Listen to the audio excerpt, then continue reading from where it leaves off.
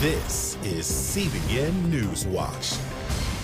Thank you so much for joining us for this first edition of CBN NewsWatch for Thursday, June 6th. I'm Ephraim Graham. Ahead today, on the 75th anniversary of D-Day, President Donald Trump, speaking in Normandy, calls the veterans of that invasion, quote, among the very greatest Americans who will ever live. We're going to look at today's remembrance of the anniversary. And we're going to hear from some of those who are alive still who fought on D-Day. The illegal immigration crisis is getting worse, with most migrants stopped at the border in 13 years, and how one European nation is taking on Christian persecution. All those stories and more are ahead in this edition of CBN NewsWatch. We want to begin, though, with the world pausing to remember D-Day, 75 years after the historic invasion that turned the tide of World War II. In Normandy, France, President Donald Trump and France's President Emmanuel Macron marked the day with a special ceremony. It included a 21-gun salute, flyover, and joint French and American playing of taps. 60 surviving veterans were in attendance. President Donald Trump honored them in his own words. You are among the very greatest Americans who will ever live. You are the pride of our nation. You are the glory of our republic, and we thank you from the bottom of our hearts. French President Emmanuel Macron also bestowed 5 American vets with France's highest honor, both leaders reaffirming their country's unity and shared commitment to protect them and today. Our Jenna Browder is following this story for us. She joins us now from our Washington bureau. So, Jenna, the president spoke for about 25 minutes. How was his speech received? Well, from D-Day is, arguably the most important day in 20th century history. And President Trump, he lived up to that moment for sure. This was one of his strongest speeches that he's given as president to date. And a lot of his critics are even saying that. He talked about unity between France and the United States and the allied countries and all liberty-loving countries today. And I think for, some of the rhetoric that he's put out there as far as it's related to NATO and other things, I think this was probably a reassuring message to a lot of European countries. I'd agree. So where does he head from here? So he is on his European trip. Of course, he was in England leading up to this visit to France. And he goes to Ireland from here, where he'll have a short stint and then head back to Washington to resume business as usual. All right, we'll be following him throughout the day. Jenna, thank you so much. Thanks. In just a moment, we're also going to show you how the historic invasion on D-Day is being remembered today, including by some veterans who were a part of it. Back here at home, the immigration crisis along the southern border is getting worse as the Border Patrol took more than 144,000 migrants into custody in May. That is the biggest number in 1 month in 13 years. More than 132,000 of them were caught while trying to come into the country illegally. John Sanders, the acting commissioner for the Customs and Border Patrol Protection, said, "We are in a full-blown emergency, and I cannot say this stronger. The system is broken." And the Border Patrol Law Enforcement Operations Chief, Brian Hastings, said, quote, I've never seen anything like this in the 24 years I've been doing this job. House Speaker Nancy Pelosi said she wants to see President Donald Trump, quote, in prison. Politico reports Pelosi made those remarks to senior Democrats in a meeting Tuesday night as she disagreed with House Judiciary Chairman Jerry Nadler. He reportedly pushed Pelosi to let his committee start an impeachment inquiry, but Pelosi still opposes that idea. She said, quote, I don't want to see him impeached. I want to see him in prison. She wants President Trump defeated in next year's election, then prosecuted for his alleged crimes. The memorial site of the 12 victims of the deadly massacre in Virginia Beach last Friday has become a big gathering spot for those who want to grieve and pay their respect. Chaplains with the Billy Graham Rapid Response Team have been there all week to offer prayer to those who need it. Chaplain Coordinator Rob Poff told CBN News he had a special moment after a local pastor encouraged everyone to pick one victim's family to pray for. I picked a gentleman who was the contractor because my father was a contractor.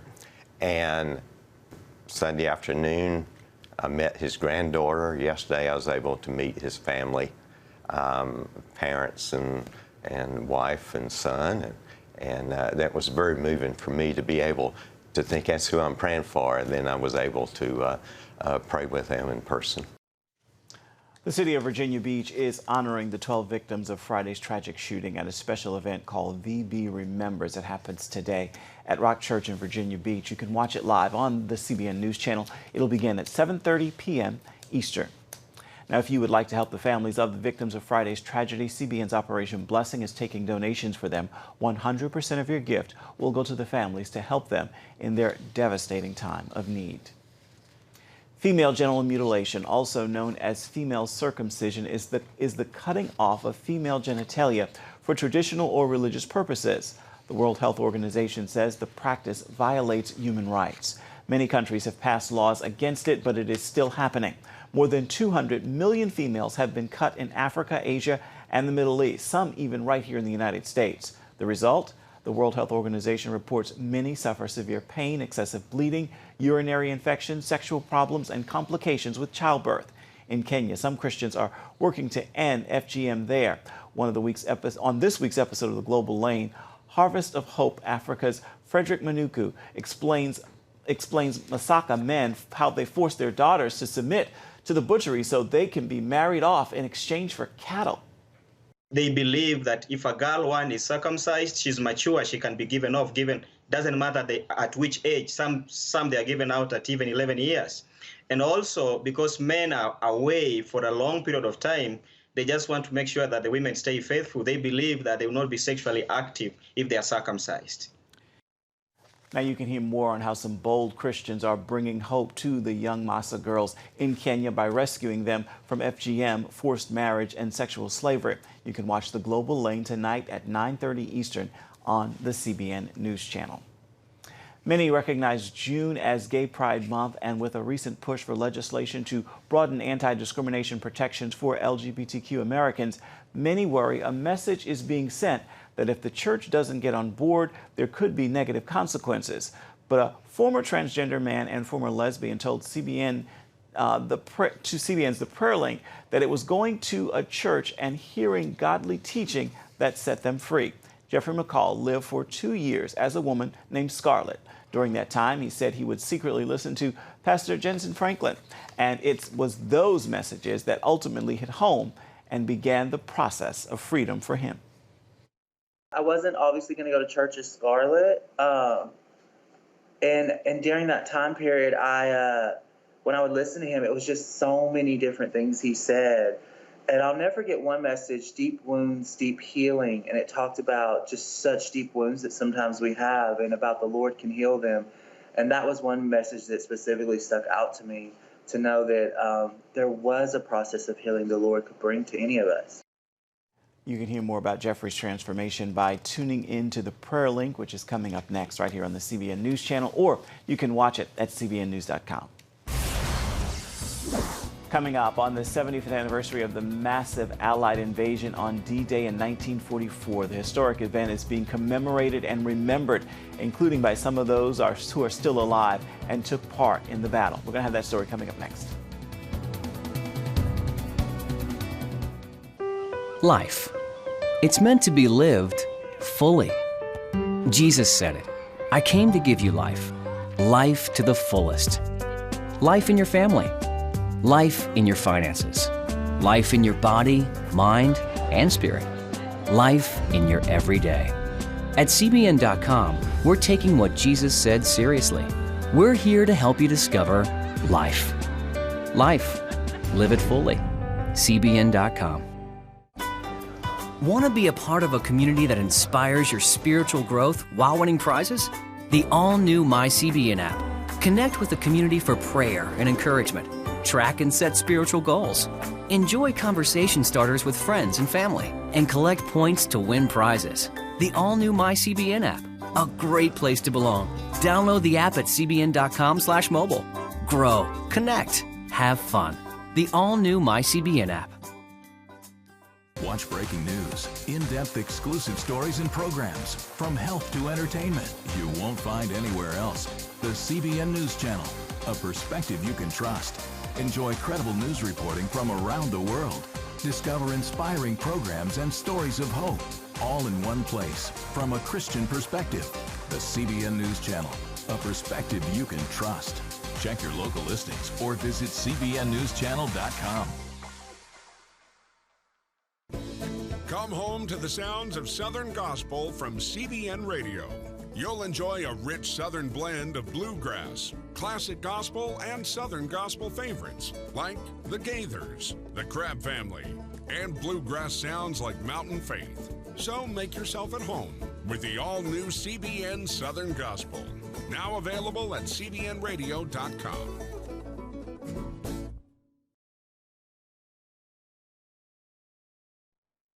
Get the top political news and analysis from Washington on Faith Nation, tonight at 6 Eastern, only on the CBN News Channel. Today marks the 75th anniversary of D-Day, and the historic invasion is being remembered in many ways, including by those who were actually involved in the historic battle. Chuck Holton brings us the story. Military planes fill the skies over southern France, 75 years since the push began to liberate Europe from Nazi Germany. These men have come to commemorate the anniversary, along with hundreds of thousands of well-wishers on the ground. Among those paying their respects, dozens of D-Day veterans, all of whom are now in their mid to late 90s. But age is just a number to Tom Rice, a 97-year-old paratrooper who first landed here the morning of June 6, 1944 with the 101st Airborne Division. He's marking the day by reenacting that jump alongside a plane load of current members of his old unit.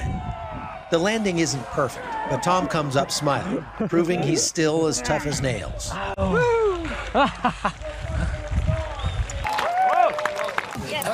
Great. Beautiful drive, beautiful jump, beautiful flight.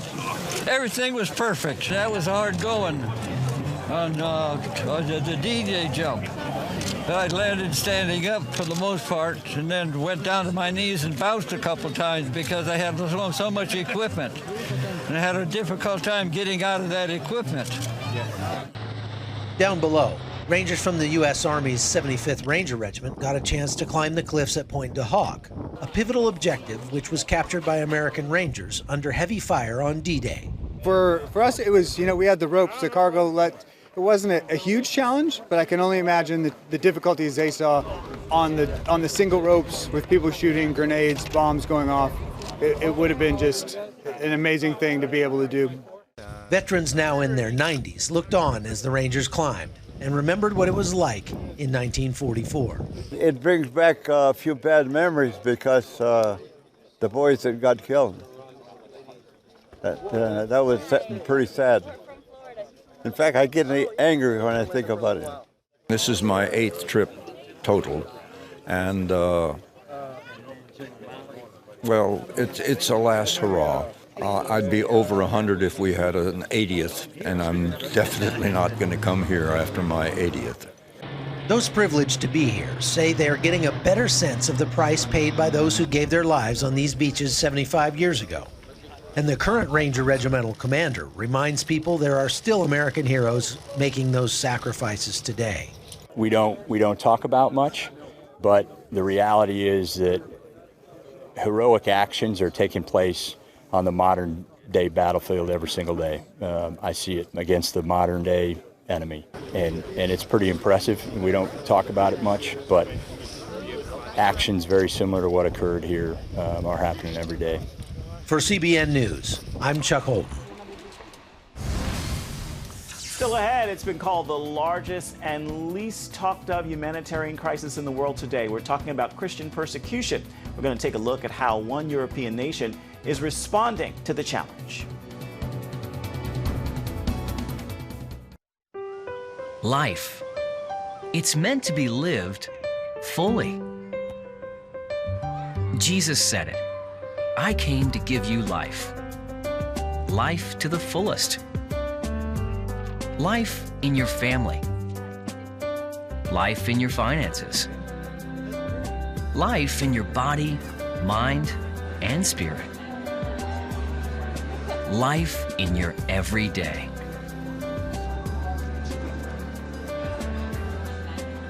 At CBN.com, we're taking what Jesus said seriously.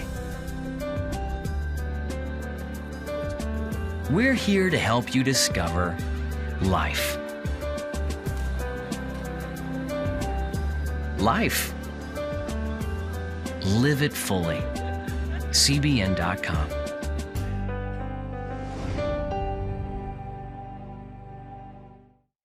On October 1st, 1961, history was made when a tiny station began transmitting the first signals of the Christian Broadcasting Network. CBN, the Christian Broadcasting Network. And now, a new era has begun with the all-new CBN News Channel. Just moments ago, the Iron Dome intercepted an incoming rocket right on the Gaza border. Administering in this area, spiritual warfare is definitely involved. A 24/7 news network, bringing you the news you want from a source you can trust. In Kenya, 40% of the medical services are actually provided by these Christian hospitals. Let's talk about the economy. Believers here are joining together to win people to Jesus Christ. All your favorite shows now in one place. Go to CBNNewsChannel.com to find out how to get the CBN News Channel on your TV all day, every day. CBN News.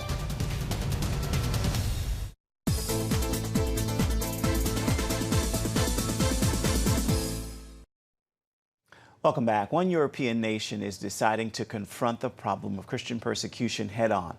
Here's George Thomas now with today's episode of World Beat.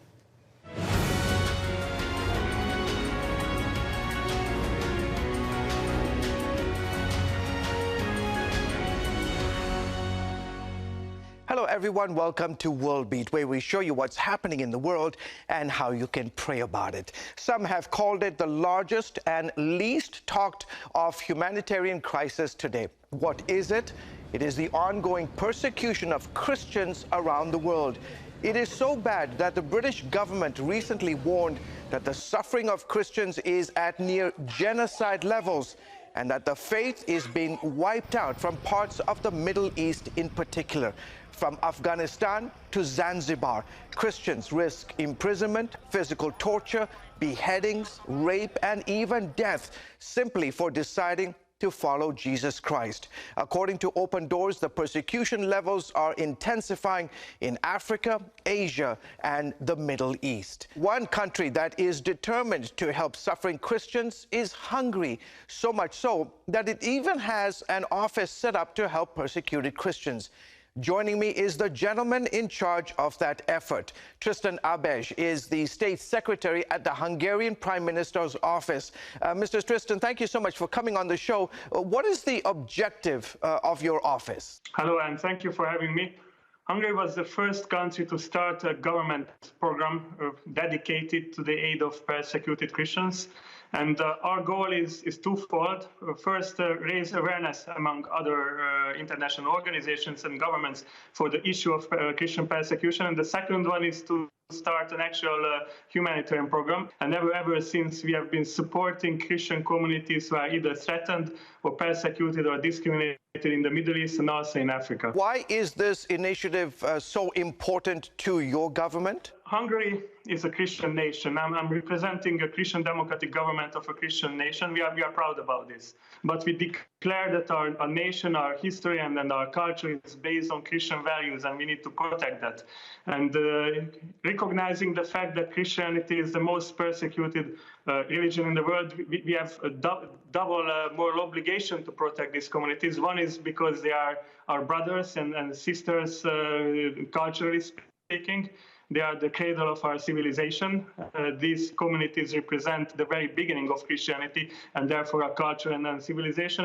And the other one is plain humanitarian. There is nothing ideological about the fact that if there is a group that is suffering heavy persecution in more than 80 countries on the world, then this humanitarian disaster, which is the greatest human rights crisis of our time, has to be addressed. And you are also doing, my understanding is that you're also doing work in neighboring Iraq as well, and in Lebanon too, right? We have Christian-focused aid programs in a number of countries: Iraq, Syria, Lebanon, Jordan, but also in Nigeria, in Western Africa, where Boko Haram committed the same sort of genocidal attacks that what Daesh has done in the Middle East.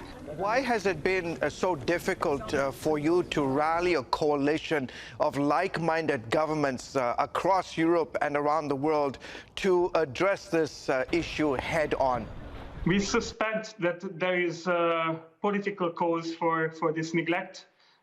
We suspect that the fact, which is actually a well-established fact, that Christians are persecuted in the world, and they are the most persecuted religious group, they just does not fit. It just does not fit the neoliberal political agenda. The extreme liberal political agenda tries to portray Christianity as an oppressive, aggressive ideology. So the truth that does not fit, and then they're trying to hide this fact behind political correctness. So whenever we speak up for persecuted Christians in different international organizations, we are being criticized. We have been told that let's not talk about Christian persecution.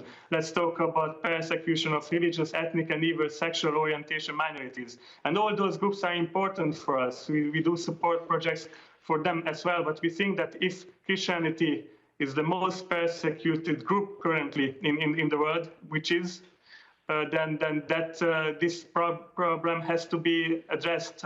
This is why we have started a dedicated program with the Hungarian government for persecuted Christians. We are not exclusive about helping Christians, but we are very explicit about it. You are a person of faith. How do we pray for the persecuted Christians around the world? One very important element of our mission is that we make direct and personal connection with the persecuted Christian communities. Myself, I have been traveling the Middle East and Africa, the conflict zones. Just 2 weeks ago, I returned from Iraq, where we have supported the Assyrian Eastern Christians. And you know, when I was speaking to these people and these religious leaders, they have expressed their gratitude for the financial support that we are providing, but they told us that knowing that they are not completely abandoned by the Western world, knowing that there are people who are praying for them in the West, in Hungary and other parts of the world, that is more important for them than everything else. So I encourage everyone to show solidarity and show the support to these Christian communities. And so this is something that we have to make right together. Well, thank you so much for coming on the show. Thank you for this opportunity. You're most welcome. Well, folks, that is it for today's edition of World Beat. Until next time, goodbye and God bless you. Now, back to NewsWatch.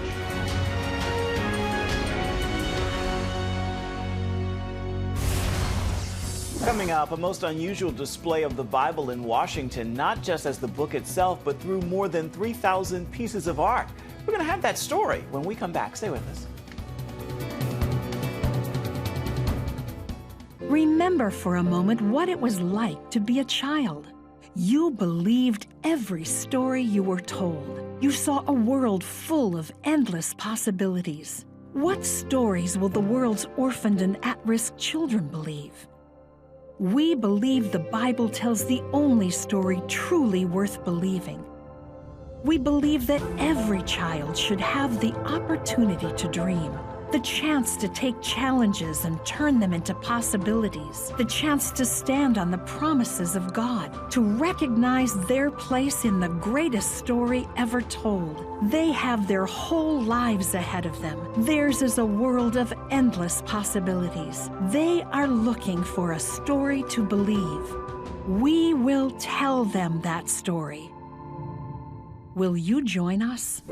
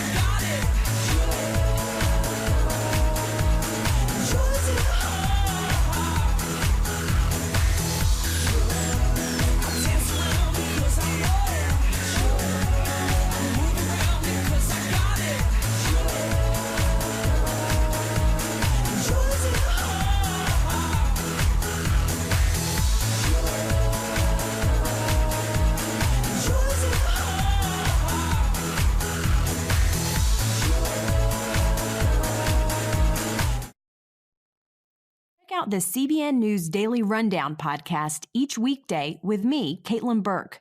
Click on the show tab at cbnnews.com where you can listen and subscribe.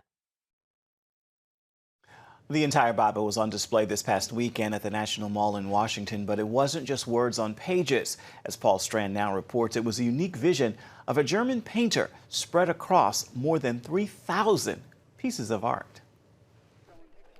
Imagine every single part of the Bible illustrated by a professional painter, and then all those paintings lined up next to each other and going all the way around the reflecting pool on the National Mall. They say a picture's worth 1,000 words. Well, so then what are 3,333 pictures worth? In this case, the entire Bible. German painter Willy Wiedmann put many years of his life into this project. The head of the Museum of the Bible was excited to see it all displayed at once. It's the world's longest Bible, arguably the world's longest illustrated book. And this is a chance for us to show it off to the district and to the nation. The painter's son came all the way from Germany for the mile-long display and to represent his father's vision. There are more than 1 billion people illiterate, people who can't read and write, and that's one way for them to engage with the Bible through visuals. He believed that about 1/3 of the world's population either couldn't read or couldn't learn through words. They had to learn pictorially. And that was his motivation to spend 16 years of his life to create this amazing Bible. The world might never have seen this treasure. The painter didn't even tell his own family about it. It was a total surprise when I discovered it. It was Martin and his family who discovered all the work their father had done. Well, he put it away in 4 big aluminum cases, which I found after he died in his attic. Wiedmann borrowed from many schools of art: surrealism, cubism, abstract expressionism. It led to a whole different look for biblical subjects. He never wanted God to have a face or a gender, and so God is always represented as a triangle coming from the top of the page. We're used to thinking of Jesus looking a certain way from all those Renaissance paintings. Wiedmann definitely had a style of his own. Like here's Jesus washing his disciples' feet and at the Last Supper. Jesus is always represented with this crazy blonde hair. Don't know why. But no matter how people felt about the style, it was one massive biblical wonder to behold. To have a mile-long picture around the reflecting pool in form of a Bible, I mean, this is unheard of. Paul Strand, CBN News, the National Mall. An amazing display indeed. It is time now for your Thursday Thankful, and today I want to leave you with this prayer of gratitude. Dear God, you have blessed me to be a blessing. Now I ask that you please guide me on the path to be an answer to someone else's prayer. That is what God is calling you to do today. Be on the lookout. There's someone that you can bless. You can be the hand and feet of Jesus indeed. With that prayer, I encourage you to make today a thankful Thursday indeed. That is going to do it for this first edition of CBN News Watch. We thank you so much for your company and thank you for watching. Remember, you can always get more on the issues you care most about at cbnnews.com. And you can now watch CBN News programs anytime throughout the day on the CBN News channel. We'd love to know what you think about the stories you've seen here today. You can do that first by emailing newswatch@cbn.com. And of course, you can always reach out and touch us on Facebook, on Twitter, as well as Instagram. This concludes this newscast, but the news continues 24/7 at cbnnews.com. Certainly hope you'll join us again right here next time. Make it a thankful Thursday. We'll see you right back here same time tomorrow, everybody. Goodbye and God bless.